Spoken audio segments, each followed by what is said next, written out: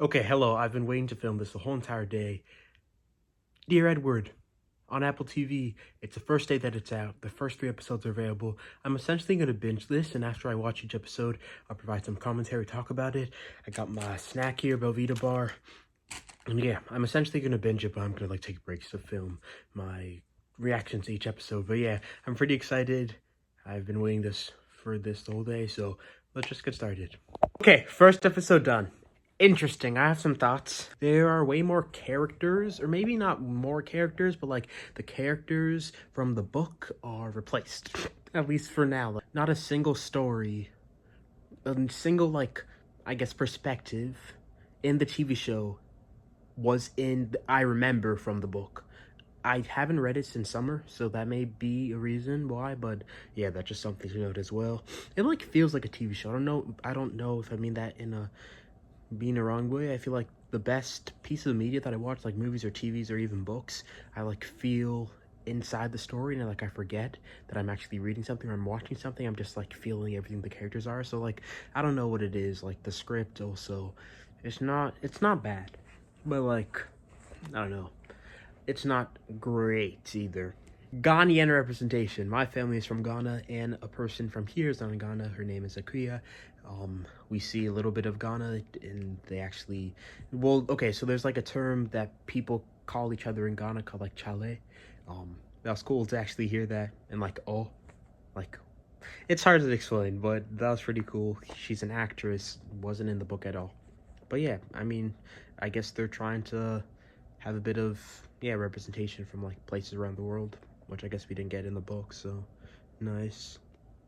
The mom of Eddie texts her younger sister, I don't even know, just sister in general, that I think she just says, sis, I love you, right? So apparently with turbulence, you can text in an airplane, so why couldn't Eddie just text his mother, Mom, Jordan's being mean to me, Jordan's saying that he's going to a public school. Why did he have to get up? I was literally not cringing, but flinching at that scene. I could not imagine being up in the aisle while the plane is moving so much. Okay. Wow, my handwriting is really bad. It's interesting, some of the choices they make in terms of the language. Sometimes I feel like it's not that necessary, and there wasn't that much in the book that I remember, so that's just something to note. Last note, I hope that I see some perspectives of different people, so because something that I really, really enjoyed about the book, maybe my favorite part besides the character of Shay, who hasn't really played a big role in the show yet, is the different people on the plane, when they're on the plane, what they were doing on the plane. And I hope that we see different perspectives of those people. In the book, it goes between the present day after the plane crash and right before not right before, but during the plane ride. I wish that I see something straight from the book, I guess, is what I'm trying to say. A conversation, or a character, literally. None of the characters outside of Eddie's family or have stayed. So let's see. I'm excited for that.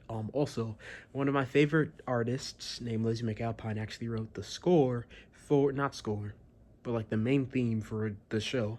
And I'm gonna listen to that and I'll react to it after. I haven't heard it. I don't know if it's gonna play towards the credits because I just paused it after the credits. So, but yeah, I'm gonna go play it and then I'll tell you what I think about it in the next clip, and then I'll start episode 2.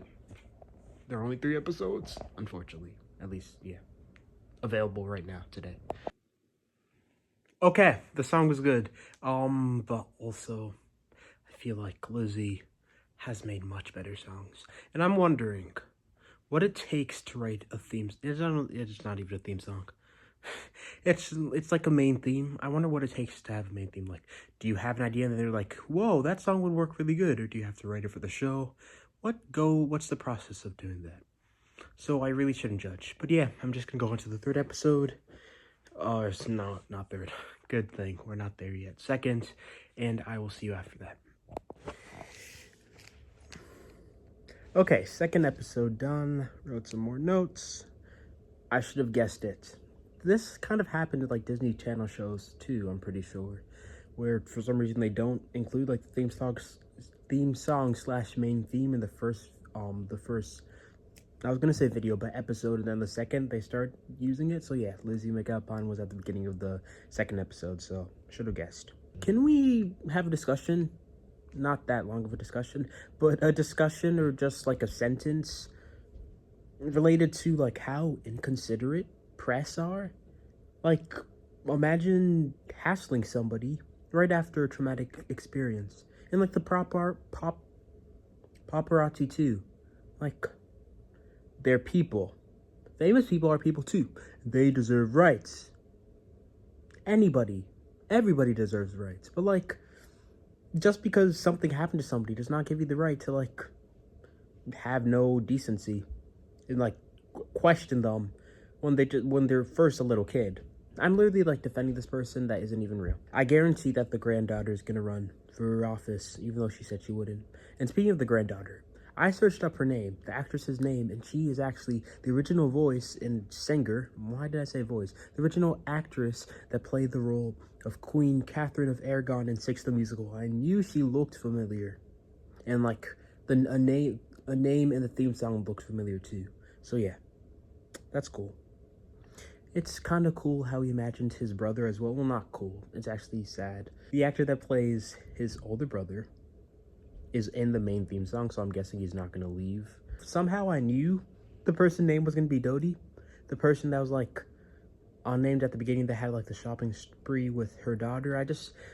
I didn't know her name was going to be Dee Dee, but like when I heard it, I was like, yeah, that's her name. It makes sense, if that makes sense. And literally her husband was playing her. He had bought a new house.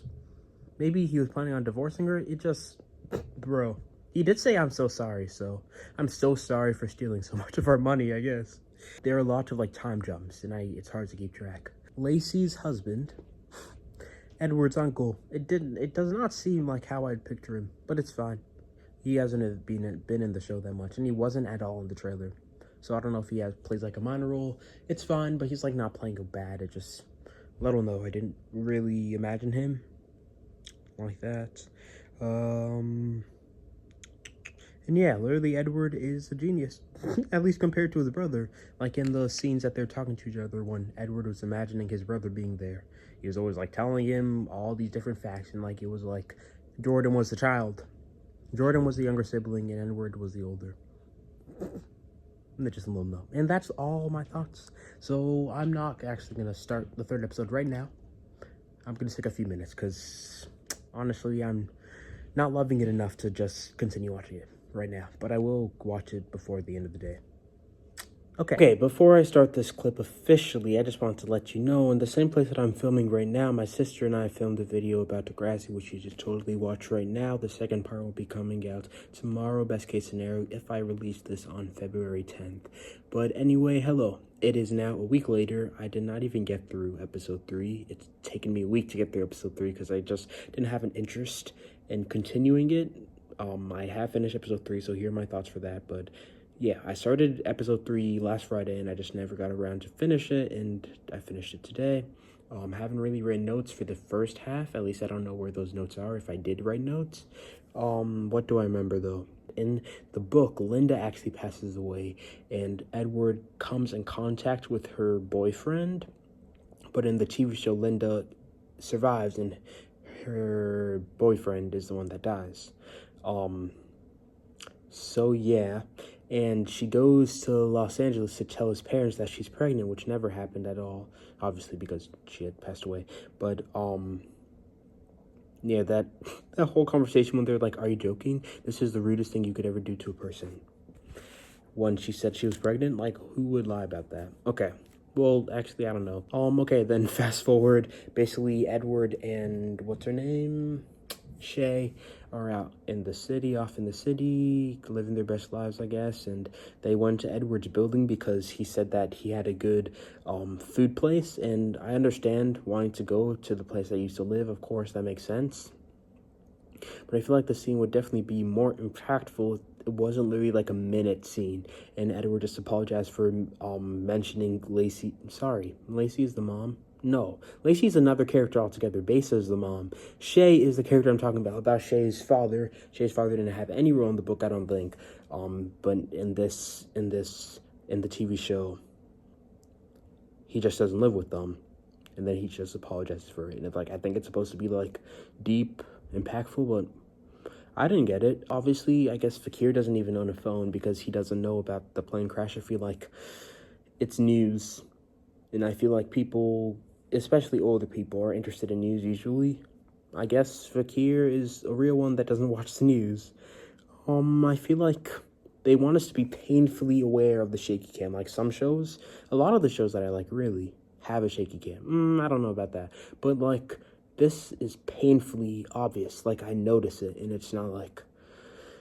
I guess shaky cams are supposed to make it more realistic or whatever. Like I feel like they originated in reality shows, and then they have recently gone an uprise in like sitcoms. I don't know if any of this I'm saying is true, but yeah, just I noticed this one, and I don't have any feelings for it. I wouldn't say I don't like it, but like it's like I don't.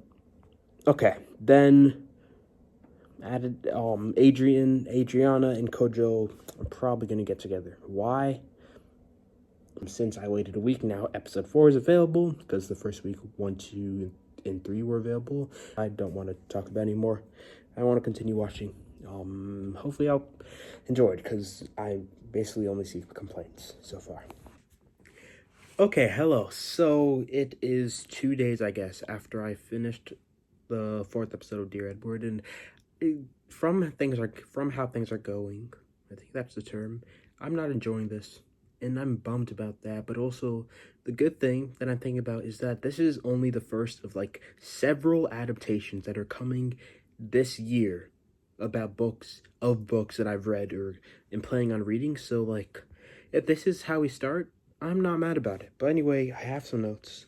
I'm a 16-year-old, so I can talk about this and be accurate. Nobody says they're a half. That's just not good writing. Okay. So there's a moment, I can't even remember who it's between. Actually, I do. It's Lacey and a person I don't think that we've ever seen before. And I can't even remember what happens. But I think it's supposed to be a sad moment. And I thought it was kind of funny. Not funny, but like kind of funny how they're just talking. It's like a quick exchange. Like I feel like if they talked more, it'd be more like sad or impactful or whatever. And then the grief counselor just like, thank you. You've never spoken before. Like cool, but I don't understand. Also, while we're on the topic of like the grief group, new characters are introduced. It's literally the 4th episode. Why are we introducing new characters? I don't know. I think a reason why I'm not liking this as much, or like I'm less interested, is because they literally basically erased everything from the story. There's a dress code against wearing jackets inside. Like, can you legally do that? Jackets. They're covering things. A lot of people have problem with like things being shown. Jackets cover things. If you want to wear a jacket, leave me be. That's what I say. And those are really all my notes. Oh, also, there's a love triangle. I should have guessed it. There wasn't any in the book. I guess my problem is that lots of characters, and they want me to be interested in all their stories, and like it's a lot.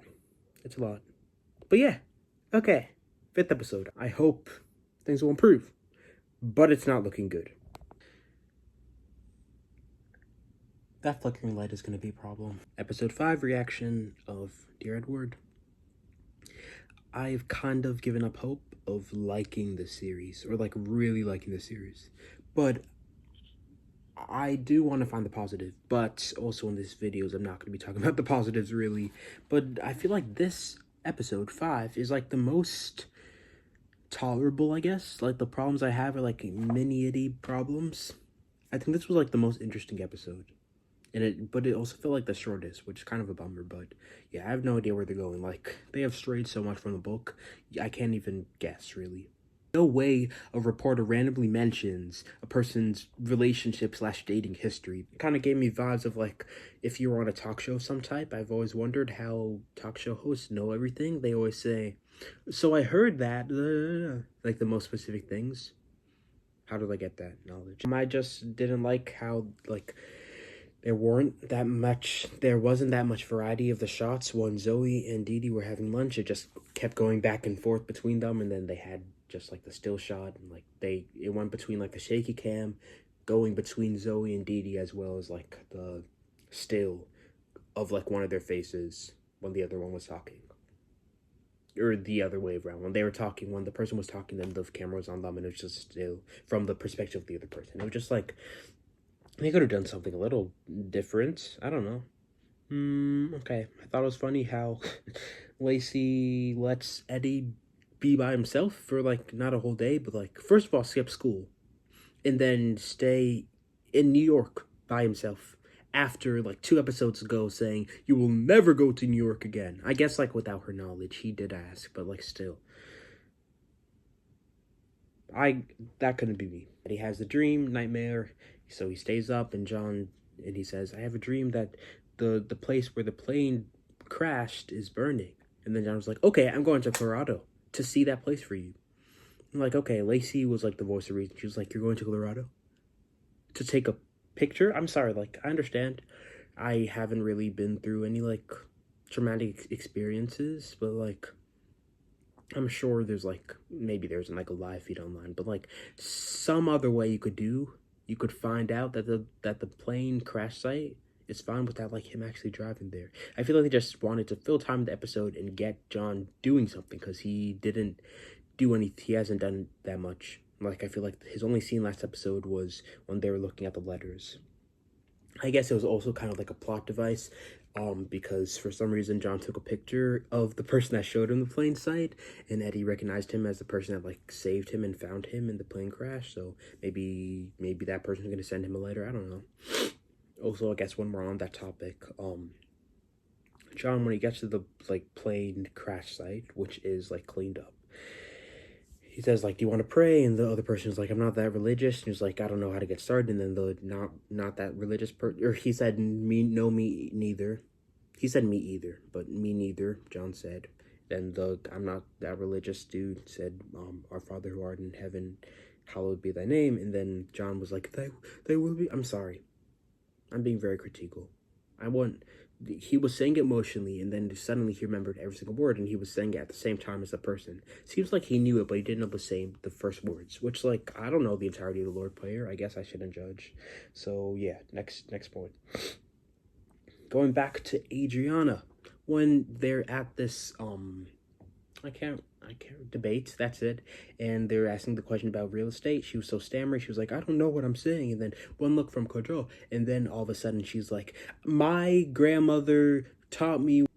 It was just kind of funny, the difference between, like, I don't know what I'm saying at all, and then going on to, like, make not a monologue, but like a multiple series of sentences ending with a standing ovation. She literally got a standing ovation for it.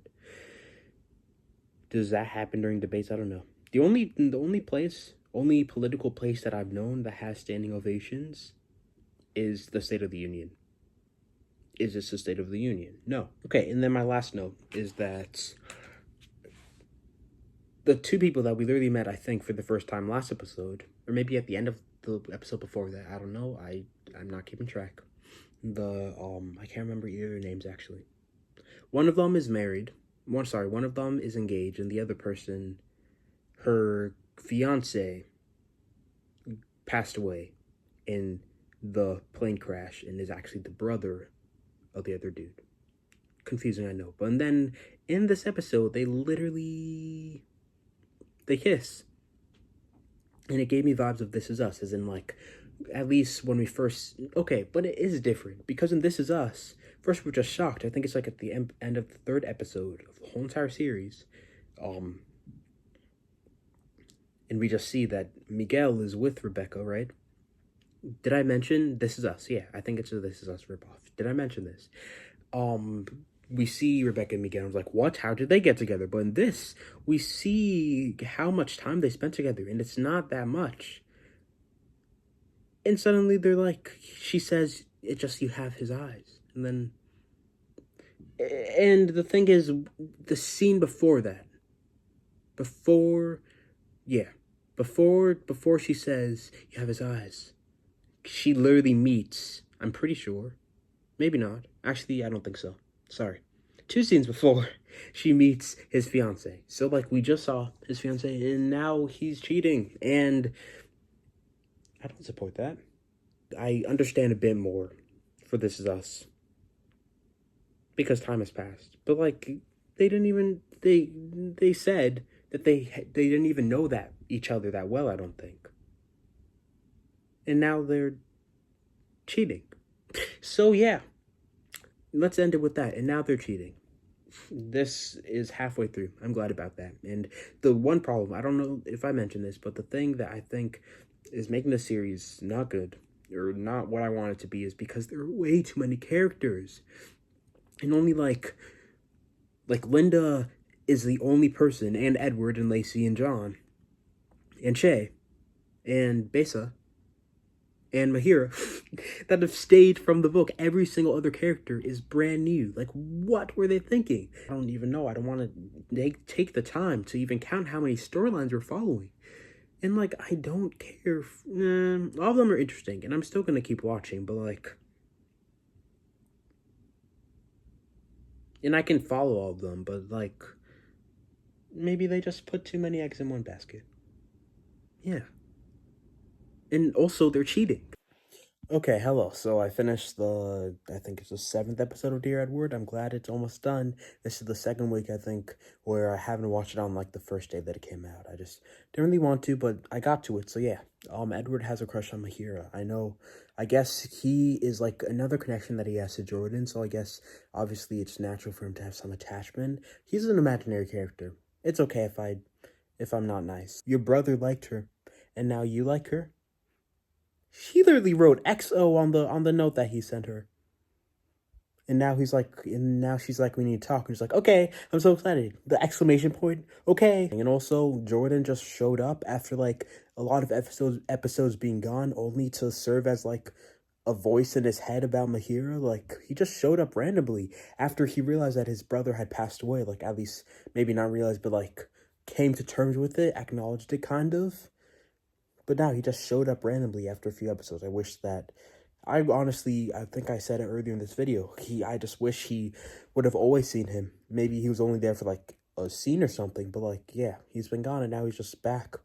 And I'm really thinking maybe he's just not even going to be in the next episode. So, like, continuity, I can't find it. Okay.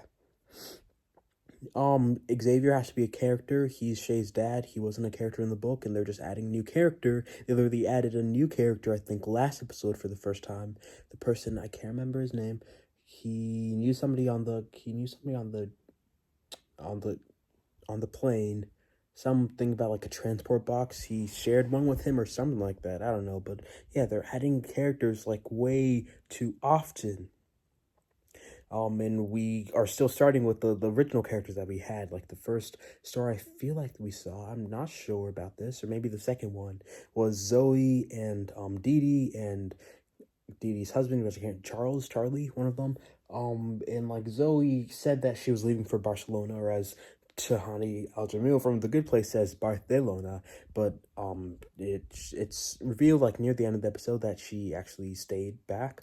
And I'm thinking, like, when she was, like, saying goodbye and, like, abandoning her mother, that could have had an emotional impact on me, but it just didn't. And I wrote down, I can't care because I don't care about the show, about the characters. Yeah. And finally, why is John leaving? He literally left, like, just because I've been arguing him and Lacey for a few days.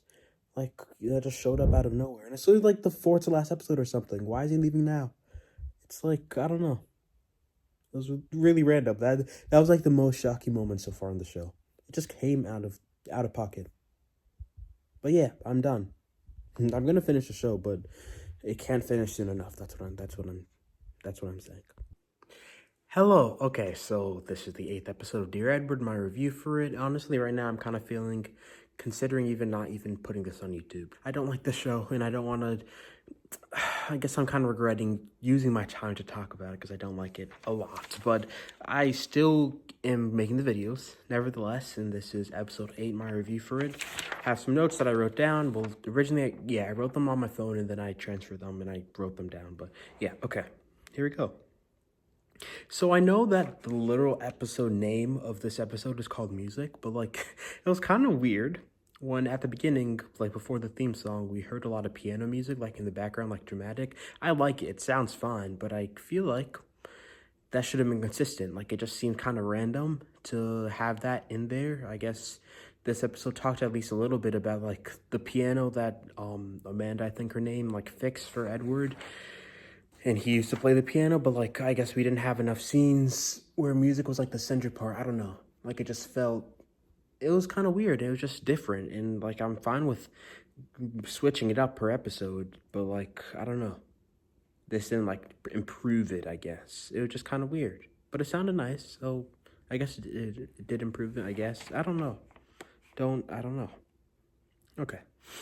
It could have been a movie. I feel like Dear Edward could have been a movie because, like, this is the 8th episode. I feel like it's been going on for too long. Honestly, I wish it finished earlier. Like, just too many characters. I recently realized, like, I talked about it in an episode I made for Daisy Jones and the Six, or a reaction to an episode of Daisy Jones and the Six, where I said that, like, real art or good art makes you feel something, right? And I feel like since they're giving us so many characters, I'm finding it hard to care equally about all of them. So, like, just too many characters, too many minutes devoted to each one. They could have done it in, like, a 3-hour movie. I think it would have been fine. But yeah, TV show, I don't know.